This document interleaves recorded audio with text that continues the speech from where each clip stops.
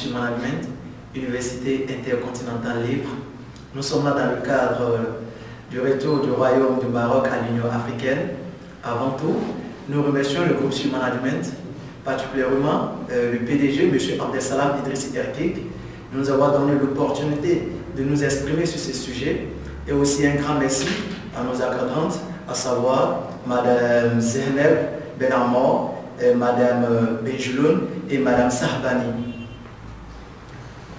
Ainsi, j'ai l'honneur de vous présenter ici mes amis qui représentent chacun d'ailleurs leur pays.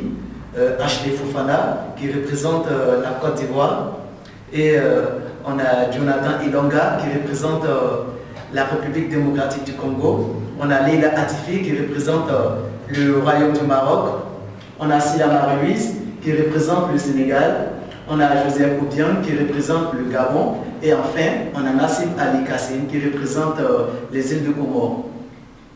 Puisque nous sommes là dans le cadre du retour du Maroc à l'Union africaine, nous allons vous parler brièvement de l'Afrique.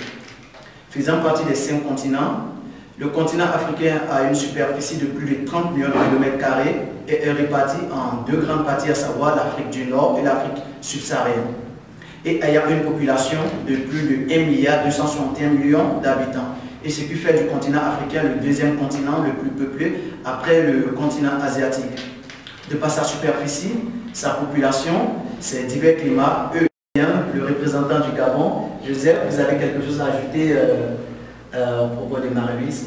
Je te remercie Dimitri pour la prise de parole. Là, je peux dire qu'avec une certaine cohésion et une certaine rationalisation des ressources énergétiques, nous pouvons nous attendre. L'intégration, c'est qu'il y a un contexte économique, stratégique, politique, géopolitique qui fait que les conditions qui ont poussé le Maroc à quitter l'organisation de l'Union africaine en 1984 sont en train de changer aujourd'hui. Et aussi, il y a des opportunités nouvelles qui font que le Maroc, acteur principal d'économie sur le continent, acteur de stabilité, de rentabilité et du maintien de paix en Afrique, voit dans ces changements la possibilité de réintégrer l'Union africaine. Je te remercie, Trinité. Merci à Leila Atifi, la représentante du Maroc. Ok, maintenant, on a pas mal de représentants ici, des pays. On a Ashley Fofana qui représente la Côte d'Ivoire. Ashley, que peut-on dire du grand retour du Maroc au sein de l'Union africaine et quelles sont les relations qui lient le Maroc et la Côte d'Ivoire? Je vous remercie tout d'abord de me donner l'opportunité de m'exprimer.